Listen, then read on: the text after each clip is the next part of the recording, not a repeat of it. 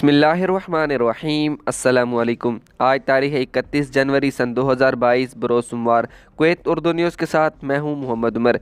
आज की इस वीडियो में कुवैत से कुछ ताज़ा तरीन न्यूज़ अपडेट शामिल करते हैं। सबसे पहले 60 साला तारकीन वतन के वर्क परमिट के हवाले से खबर शामिल करते हैं कि रोज़नामा अल यौम सरकारी गज़ट ने पब्लिक अथॉरिटी व अफरादी क़ुव्वत की तरफ से जारी करदा तवील इंतज़ार के फ़ैसले को शाया किया है, जिसमें 60 साल या इससे ज़्यादा उम्र के गैर ग्रेजुएट तारकीन वतन को अपने वर्क परमिट की तजदीद की इजाज़त दी गई। लेकिन रोज़नामा अल कबस की रिपोर्ट के मुताबिक तारकीन वतन की अक्सरियत में से अब भी अपने वर्क परमिट की तजदीद नहीं कर पा रही है, क्योंकि कुवैत स्टॉक एक्सचेंज में दर्ज इंश्योरेंस कंपनियां अभी तक हेल्थ इंश्योरेंस की कीमत पर मुत्तफिक नहीं हैं।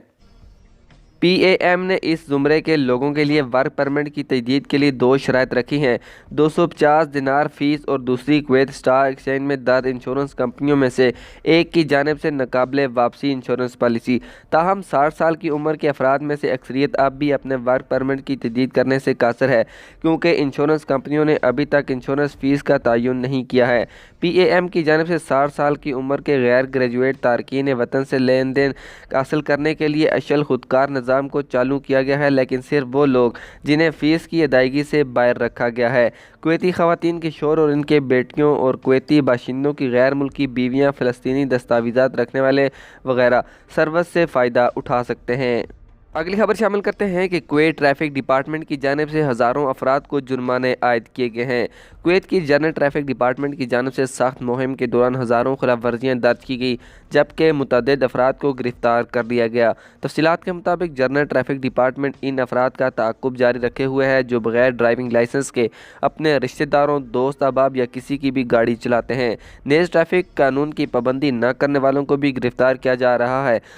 रोज़नामा अल अंबा ने कहा है कि सेक्टर की जानिब से शुरू की गई मामलात के नतीजे में 24,482 खिलाफ वर्जियाँ दर्ज की गई हैं और 53 नाबालगों को अपने रिश्तेदारों की गाड़ियाँ बगैर ड्राइविंग के लाइसेंस के चलाने पर गिरफ्तार करने के बाद जुवेनाइल प्रोसिक्यूशन के हवाले किया गया है, जबकि मुहिम के दौरान संगीन खिलाफ वर्जियों पर 53 खिलाफ वर्जियाँ करने वालों को गिरफ्तार करके इन्हें जनरल ट्रैफिक डिपार्टमेंट के हवाले किया गया है।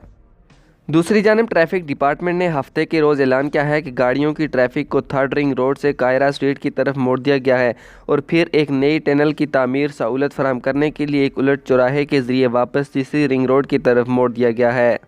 अगली खबर शामिल करते हैं कि कुवैत की वजारत सेहत ने इस हफ्ते 5 से 11 साल की उम्र के बच्चों की वैक्सीनेशन शुरू करने का ऐलान किया है।